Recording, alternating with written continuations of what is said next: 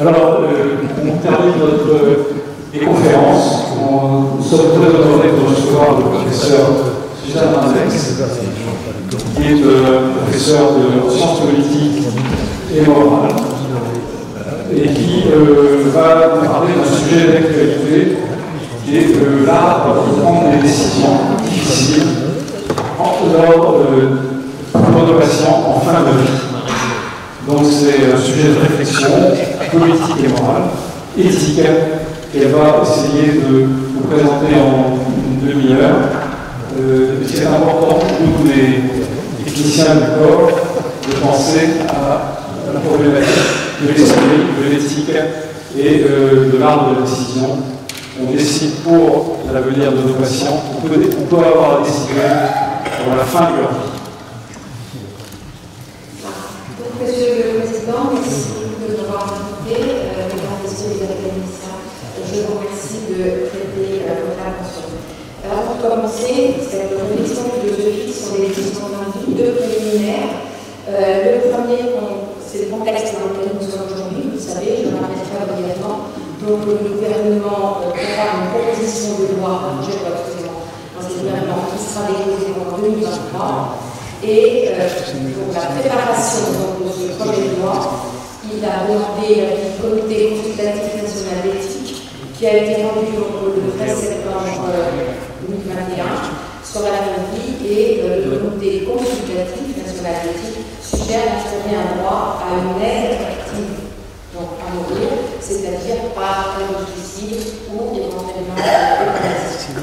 Dans le même contexte, donc, le gouvernement a convoqué la convocation d'une convention citoyenne sur la fin de vie. Les travaux ont commencé donc, il y a quelques jours, vous avez pu suivre, le 9 décembre 2022, et il doit rendre ses conclusions fin mars. Voilà la question qui lui a été posée par le gouvernement. Le cadre actuel de l'accompagnement de la fin de vie est-il adapté aux différentes situations individuelles ou d'éventuels changements devraient-ils être introduits? Deuxième préliminaire, avant de commencer, sur toutes ces questions de fin de vie, il est très important pour nous, alors je suis désolée parce que je suis déjà prévenue, mais de distinguer bien ce que l'homme fait à l'homme et ce que la nature fait à l'homme. Ces terribles détresse et délabrement physique et psychique quand à cause de la maladie grave ou des accidents ou de la très grande vieillesse troublent notre réflexion, la vôtre, bien sûr, et le débat médiatique qui les exploite, vous le voyez bien. Donc, deuxième point, dans ces distinctions, il faut bien distinguer la psychologie et la morale. Le désir de mort devant ces situations n'est ni bon ni mauvais moralement. C'est un fait simplement anthropologique parce que nous nous identifions à nos semblables. Donc, la question, c'est vraiment la question de la validité morale et politique des faits et gestes, c'est-à-dire de ce que nous faisons, de ce que l'homme fait à l'homme.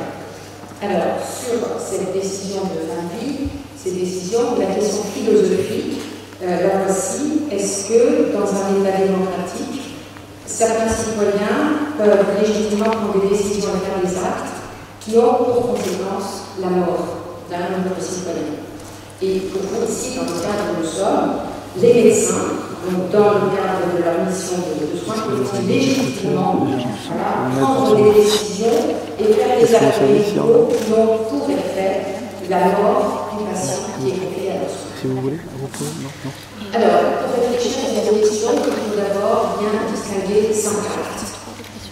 Le fait de donner des analgésiques à des doses éventuellement élevées au risque d'abréger la vie ou d'accélérer le décès. Le fait de limiter ou de s'abstenir d'un traitement vital, de désescalade thérapeutique ou d'abstention, le fait d'arrêter un traitement vital, le fait de prescrire ou fournir une substance mortelle à un malade, ce qu'on appellera l'aide au suicide ou le suicide assisté, et enfin le fait de provoquer délibérément la mort d'un malade, à savoir ce qu'on appelle donc l'euthanasie dans les textes de loi qui en Portugal, on le croit, dans les textes français. Alors, quand il y a une abstention, je parle des actes 2 et 3, s'il y a une obligation de le faire ou s'il y a un risque vital pour autrui, l'abstention est condamnée moralement et légalement comme si c'était un acte. Voilà. Par exemple, ça veut dire l'assistance à la personne en danger,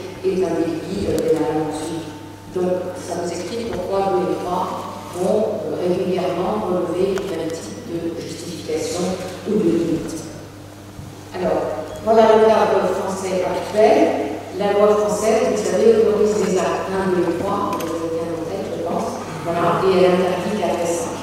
Le cadre, le voici, il nous rapidement, très rapidement, dans la loi de juin 1999 qui vise à garantir le droit d'accès aux soins palliatifs et qui formule également très clairement, qui dit souvent de dire le droit de refuser le traitement.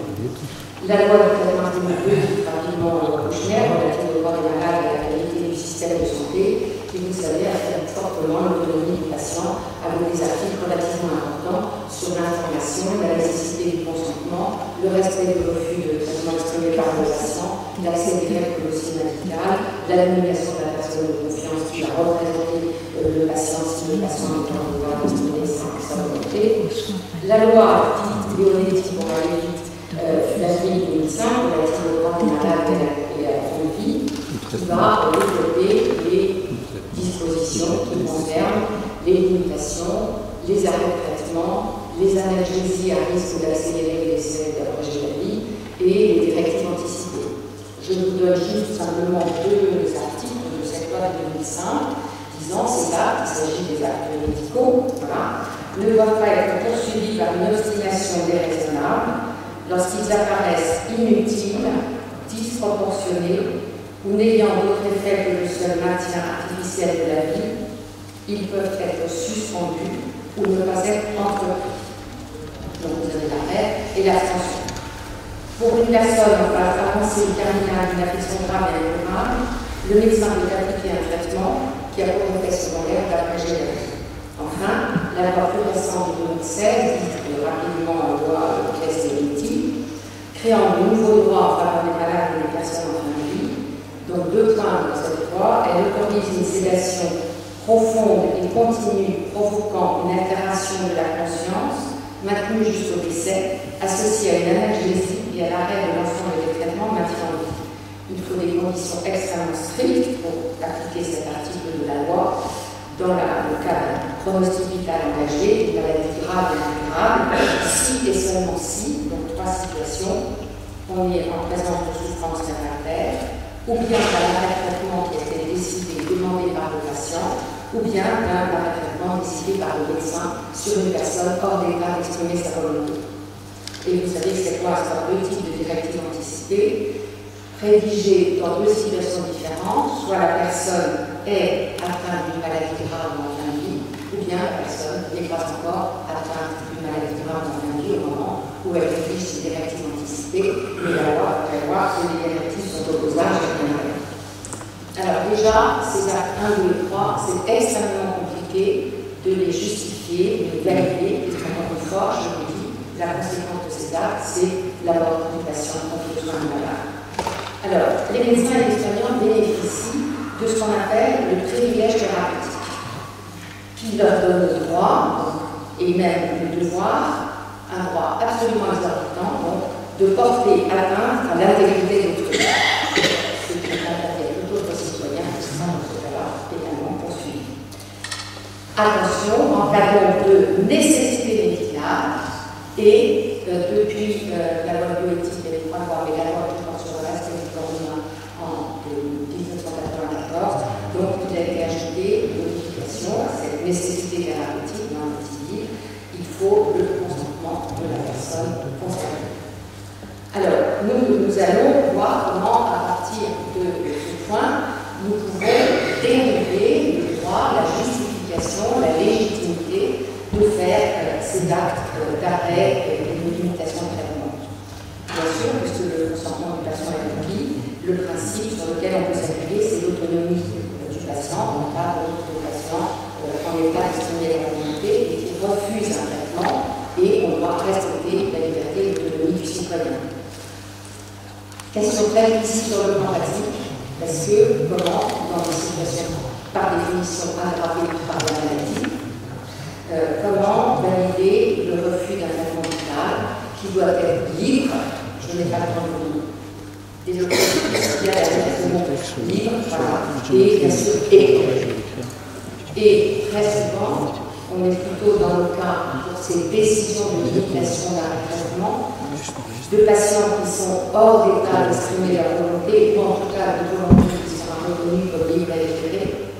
Donc le législateur a cherché une représentation de l'autonomie, et nous avons deux façons de représenter notre autonomie, soit par une autre personne, ce que la loi Kouchner de 2002 a instauré, la personne de confiance, mais évidemment il s'agit de la volonté actuelle du patient, certes, quand elle discute avec le staff, mais exprimée par un tiers, ou bien on peut utiliser des directives anticipées, des testaments de vie. La volonté de la personne elle-même s'exprime, bien sûr, mais dans un état de vie antérieur. Et on verra que c'est pour ça que le législateur a cherché à définir le type de directive anticipée. Et puis, il y a des difficultés extrêmement importantes.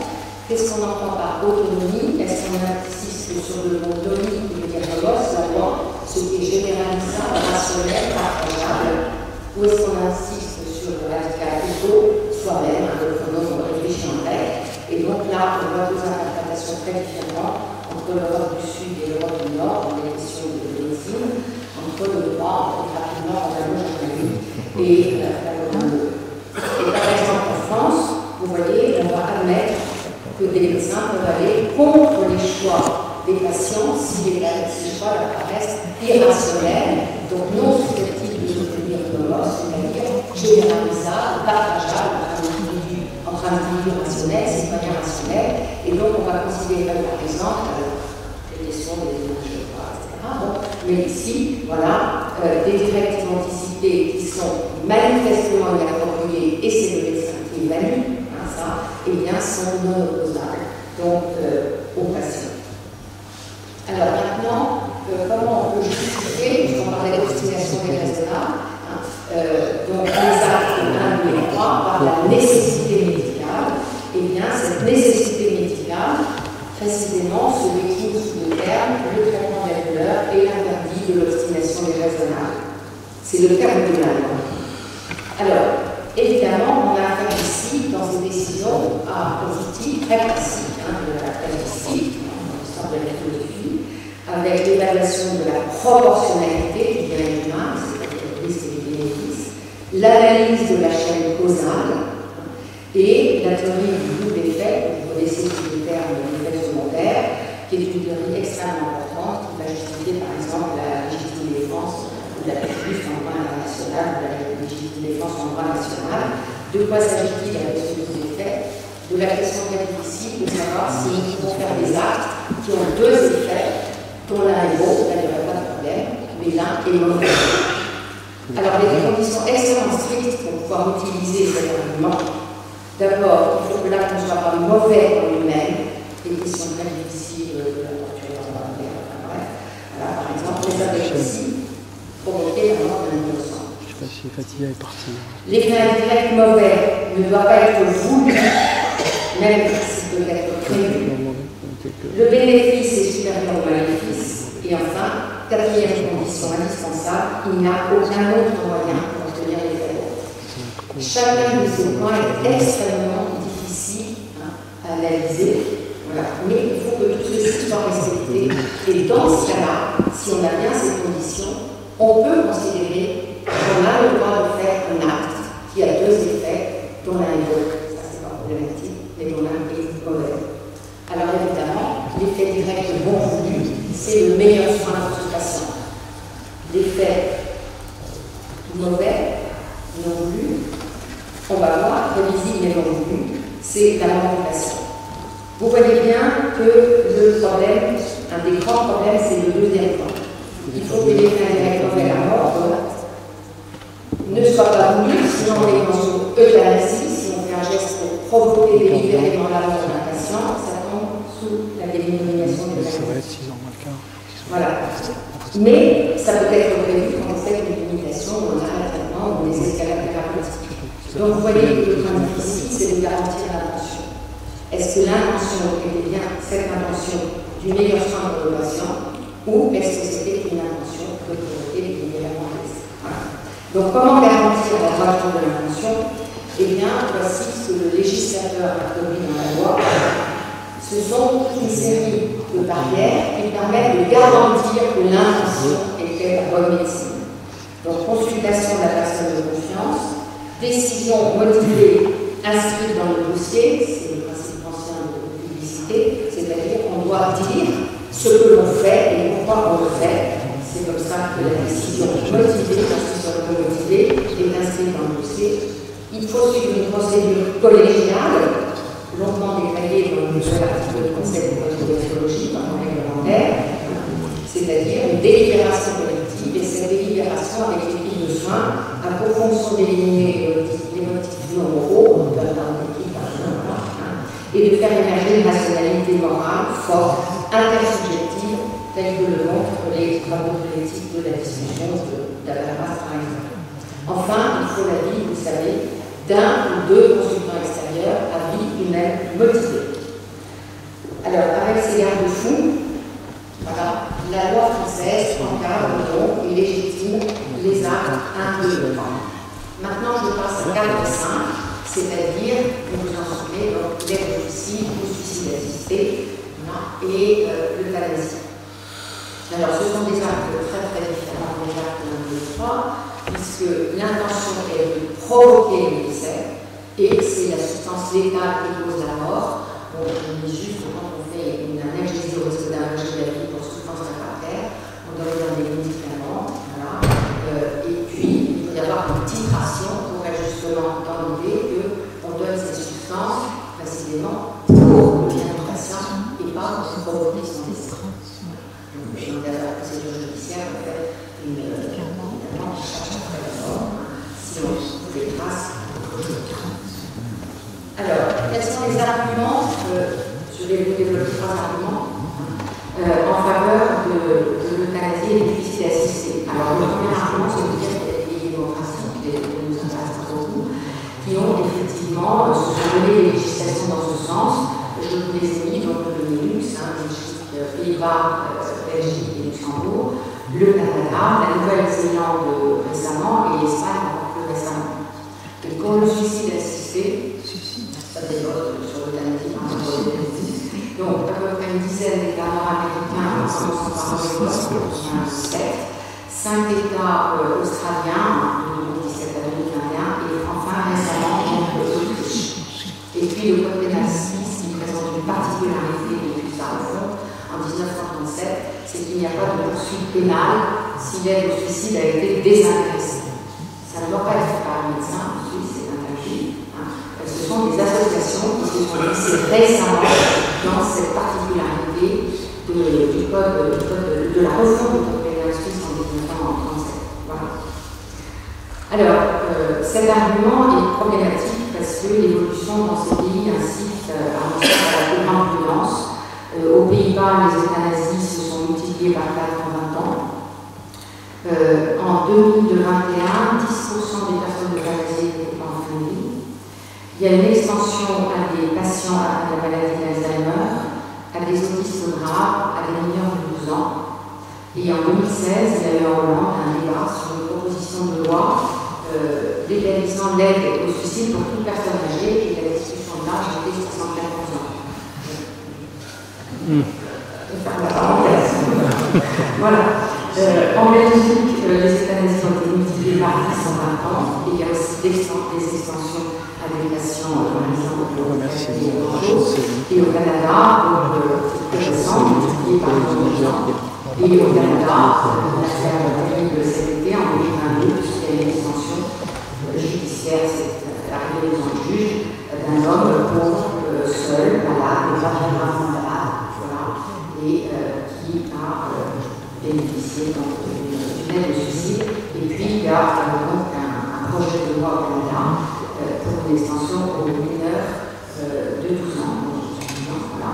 Et voilà. Donc, l'argument des droits adoptés démocratiquement est quand même assez difficile. Alors, sur le plan moral, le débat qui a été très critiqué par les Belges, par exemple, au moment du vote de la loi, c'est de dire que les actes sont normalement équivalents puisque le résultat est le même. Le patient meurt. Voilà. Et donc, le raisonnement est de dire que les sédations pour souffrance réfractaire, les médications à traitement sont en fait des euthanasies, elles sont ralenties, indirectes, cachées, hypocrites. Donc c'est une thèse continuiste, c'est le thèse qui fait le mouvement collège, pardon. Il n'y a pas de différence de nature entre les 5 cas. Autrement dit, si une législation autorise 1, 2 et 3, elle doit autoriser 4 et 5, ce qu'on fait effectivement avec on dégage. Mais cette argumentation morale est très problématique parce que, vous voyez, c'est un argument purement conséquentialiste. C'est-à-dire qu'on juge la valeur d'un acte uniquement par ses résultats.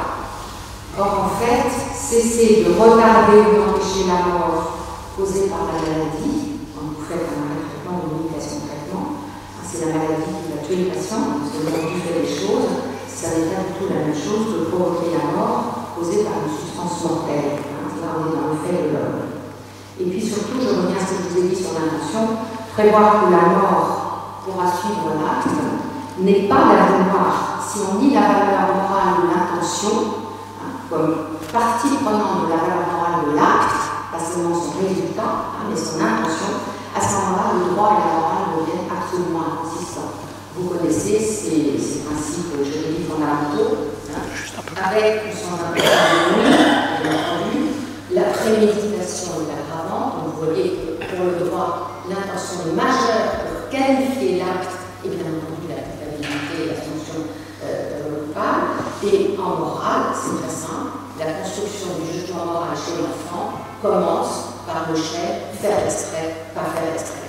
Quand l'enfant commence à argumenter, il en abuse, en disant s'il n'a pas fait exprès, c'est pas grave. Voilà. En revanche, si ça a été fait exprès, c'est grave, c'est pas bien, c'est mal. Voilà. Donc la construction du jugement moral de tout être humain, c'est des travaux. Ça se fait comme ça. Commence, voilà, quand on voit le petit enfant, élaborer dans ses réactions, même parfois il est infra-langage, que perçoit que ce qu'il a fait, et que ce qu'il a fait, il a fait exprès ou pas exprès. Donc voilà, notre vie morale et notre droit sont construits sur la valeur de l'intention comme participant à la valeur morale de l'acte qui a été fait et qui doit être jugé. Alors, dernier type d'argument, sur le plan politique, il y a 2 arguments. Il y a un argument de discrimination qu'on a vu apparaître beaucoup dans certains cas, entre ceux qui pourraient mourir parce qu'ils demandent l'arrêt d'un traitement vital, sur les patients qui ont envie de mourir, c'est la revendication des cours ou des législations sur l'aide au suicide, par exemple, l'euthanasie. Donc, il y a des patients qui veulent mourir et qui peuvent mourir parce qu'ils refusent le traitement vital, voilà, et des patients qui ont des maladies extrêmement graves, voilà, des SLA, certaines sont arrêtées dans la chambre des morts, de la cour des droits, voilà, qui ont des maladies extrêmement graves, qui ne dépendent pas d'un traitement vital et qui souhaiteraient mourir. Et donc l'argument est de dire, mais une loi qui interdit l'aide au suicide ou l'euthanasie, elle est inégalitaire, elle est injuste, parce que certains voudraient mourir, mais ils ne peuvent pas bénéficier d'une abstention, d'une limitation de traitement. Mais alors attention, quand on emploie les mots inégalité des droits et discrimination. Quand les législations des États démocratiques déclarent l'égalité des droits, c'est une égalité des droits pour des personnes qui sont dans des situations substantiellement identiques. Or là, on a affaire à des gens qui sont en situation substantiellement différente. La personne qui a une maladie grave, qui ne dépend pas d'un traitement vital, elle a le droit de demander l'arrêt d'un traitement vital. Simplement, dans les faits, elle ne dépend pas d'un traitement vital. Donc les droits sont toujours assurés par l'État pour des personnes qui sont dans la même situation. Pour des mineurs, vous avez pensé à la question familiale si vous avez des enfants ou si vous n'avez pas d'enfants. Voilà. C'est-à-dire que l'égalité des droits concerne toujours des personnes dans des situations substantiellement identiques. Là, elles sont dans des situations substantiellement différentes. Alors, même si l'État, par solidarité, ajoute contre les inégalités en termes de discrimination volontairement, qu'on appelle les discriminations positives. Les discriminations positives ne sont légitimes que si elles accroissent la protection des personnes à l'égard desquelles elles sont construites. Par exemple, protection accrue pour les mineurs dans telle situation, pour des incapables majeurs, pour des légards, pour des détenus, etc. Vous voyez bien que si on admettait la non-poursuite pénale des personnes qui aident une personne qui ne peut pas se suicider toute seule à se suicider, une personne vulnérable, un handicapé, un malade, un handicap, est-ce que ce serait une protection accrue pour toutes ces personnes vulnérables que la loi décide que ceux qui les aident à se suicider ne sont pas poursuivis pénalement? Question. Qui n'est pas résolue. Tout le monde comprend ce que ça veut dire. Voilà. On m'a dit une fois, faites-nous venir en Angleterre. Tout le monde comprend. Alors, je viens au deuxième argument politique. C'est celui qui court à travers toute la vie politique, à travers les 5 propositions de loi déposées par les parlementaires en France, députés ou sénateurs depuis 2017, les 5 propositions de loi pour l'aide au suicide interdit. Voilà. Et l'argument qui apparaît tout le temps, c'est la primauté de la liberté individuelle. Alors, le raisonnement est le suivant: le suicide n'est pas pénalisé, pas de poursuite pénale contre les suicidés. C'était la page dans la place dont vous avez parlé tout à l'heure, parce qu'effectivement, c'était un suicide du fils, c'est pour ça que le père. Voilà, il y avait une pénalisation. Alors, qu'est-ce que c'est que la pénalisation des suicidés? Vous direz, etc. Alors, il reste une chose à notre mort, il reste un dépôt mortuaire et une dernière volonté. Donc, la dépôt mortuaire subissait un traitement infamant pour les suicidés, les suicidants et les constitutions de justice, et puis les dernières volontés du suicidé étaient annulées et leur bien revenait au trésor. Voilà, donc il y avait une pénalisation. Et en fait, ça a été vraiment déclaré par la dépénalisation du suicide. En France, en France, en Bretagne, c'est un peu plus clair. Donc le raisonnement est suivant: le suicide n'est pas pénalisé, ça n'est pas interdit, donc il y a la liberté de se suicider, donc il y a un droit de disposer de sa vie, donc il y a un droit à accéder pour se suicider, voire à être euthanasié par un tiers, parce qu'on ne veut pas le faire soi-même, on demande un droit d'active un peu. Alors, est-ce que le suicide est une liberté politique? Qu'est-ce qu'on veut dire quand on dit qu'il y a une liberté de se suicider? Vous voyez bien que le suicide, c'est une liberté à minima, c'est-à-dire que c'est une liberté par simple absence d'entrave. On voit bien que ce n'est pas une vraie liberté politique qui garantirait ensuite des droits, parce que l'incitation au suicide est interdite. On ne peut dire que les suicidants exercent une liberté politique, et si c'était une liberté, ils seraient interdits de porter atteinte. Or, la non-assistance à un suicidant, vous savez, est un délit. Donc, la liberté de se suicider, vous voyez, ce n'est pas une liberté politique au sens réel de liberté, c'est une absence d'entrave. Sinon, évidemment, on pourrait empêcher quelqu'un d'exercer cette liberté. Et puis, vous savez tout ce qui se passe sur le suicide et les tentatives de suicide. Voilà, on prend en charge, bien sûr. Donc, ce n'est pas une liberté politique, un droit de se suicider, dont on pourrait déduire un droit à être aidé pour se suicider si on ne peut pas se suicider seul. Il n'y a pas non plus un droit à mourir de rêve, un droit d'être aidé par le tiers. Mais alors, je reviens justement sur cette question de liberté de se suicider. Admettons même qu'il y ait une liberté de se suicider, est-ce qu'on pourrait en déduire un droit à être aidé pour se suicider ou être aidé par un tiers? Alors, il faut faire très attention, parce qu'il y a les libertés de, voilà, les droits liberté, et les droits à, qu'on appelle les droits de créance, voilà. Et ce sont des droits tout à fait différents. Tu fais tout. Alors, ils sont dans notre législation en France, voilà, puisque on traduit le plan comme d'habitude, mais puisque dans ce double plan, la Déclaration des droits de l'homme et du citoyen de 89, qui garantit les droits de liberté, c'est-à-dire les droits de faire quelque chose, de d'expression, de publication, d'accéder à toute dignité, place en droit public, de concourir à la formation de la loi. Et le préambule de la Constitution 46 est absolument différent. C'est lui qui est remplacé par Providence à la suite donc, des ordonnances de 45 qui ont créé les grandes caisses de la sécurité sociale et qui définit cette fois des droits de créance sur les droits. C'est-à-dire que le citoyen a droit à quelque chose. Il n'a pas la liberté de faire, il a droit à quelque chose. À la protection de la santé, à des moyens convenables, c'est le téléphone, à des moyens convenables d'existence pour ceux dans la capacité de travailler, à l'instruction, à la formation professionnelle, à l'agriculture. Alors, tout le 19e siècle de l'histoire dans le pays est marqué dans le débat politique, justement, par la question de l'incomplétude des voies libertés.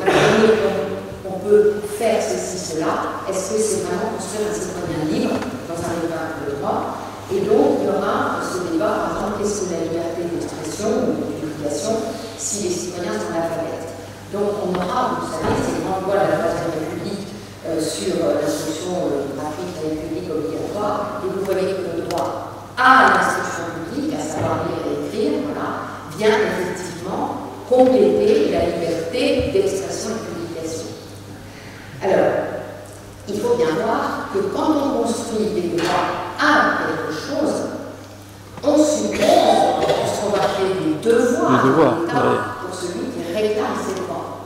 Est-ce que vous voyez qu'un droit A n'a rien à voir avec un droit de liberté? Parce qu'un droit A suppose justement que les citoyens ne sont pas des individus isolés, côte à côte, jouissant de leur liberté individuelle, sous la seule réserve de la loi dont on a mieux à autrui.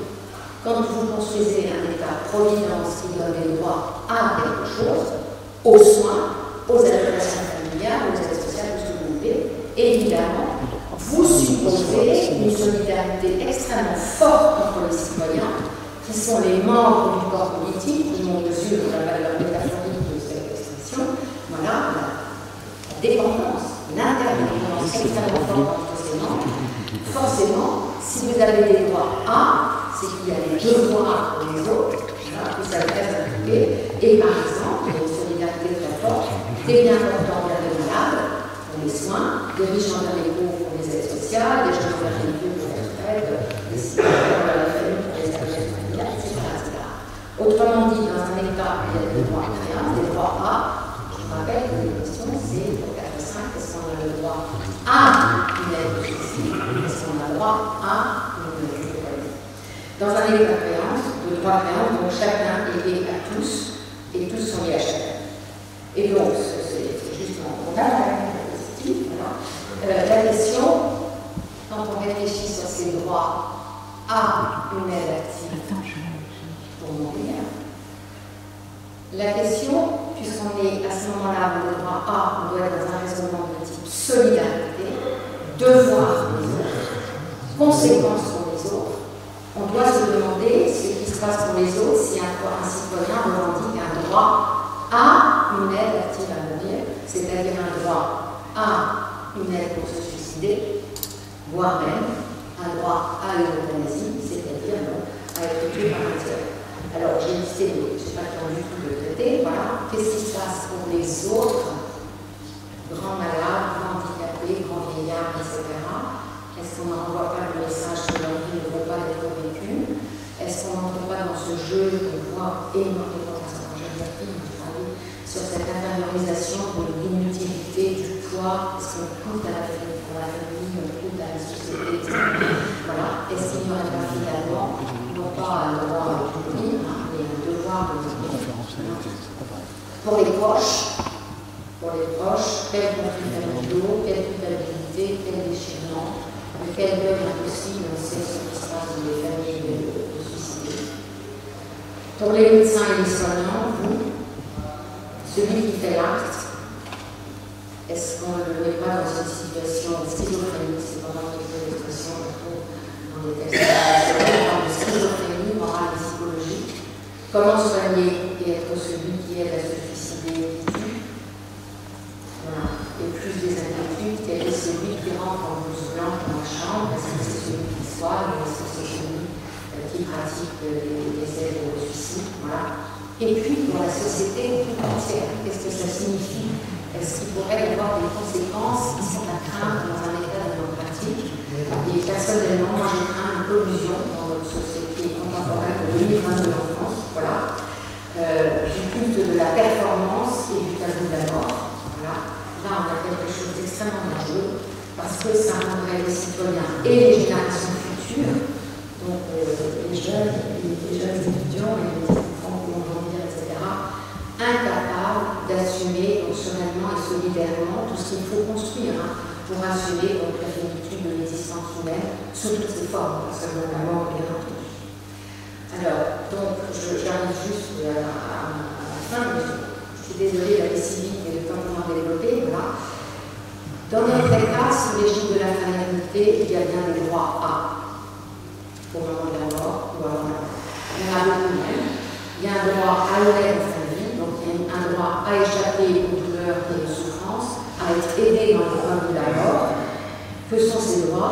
droit au traitement de la douleur, même les souffrances des douleurs réfractaires.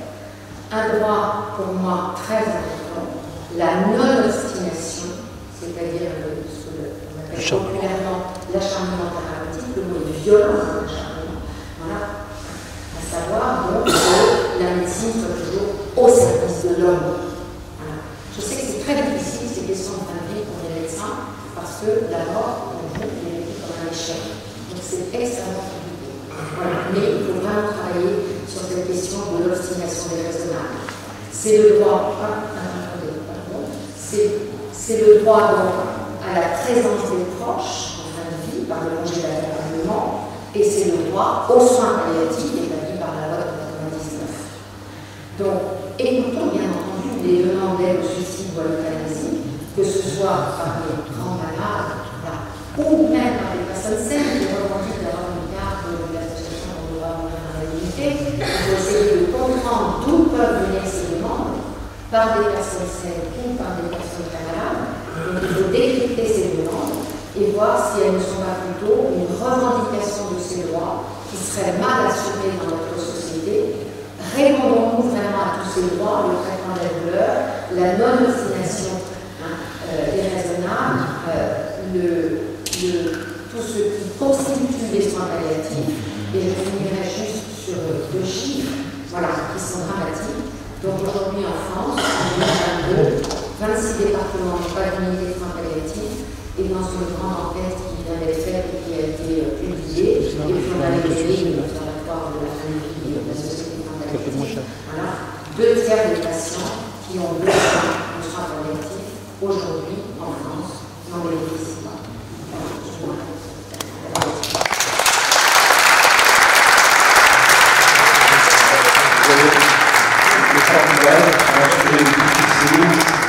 Réaliser notre réflexion sur une problématique que nous rencontrons tous un jour ou l'autre dans notre pratique médicale ou chirurgicale. Et c'est vraiment une réflexion en même temps qui n'est pas terminée, parce que je crois qu'il y a un nouveau Conseil national de la santé qui retravaille avec des citoyens choisis, qui vont travailler pendant 4 mois, je crois, jusqu'en mars, pour éventuellement faire encore modifier la loi Léonésie, éventuellement. Est-ce que c'est un bien, est-ce que c'est une difficulté nouvelle? En tous les cas, c'est une nouvelle écoute en ce qui concerne ces demandes A, demande 2, et donc il faut véritablement s'inspirer de la réflexion très juste et très mesurée de Suzanne Ramex, qui nous a apporté son expertise et son expérience. Merci à vous, chers collègues.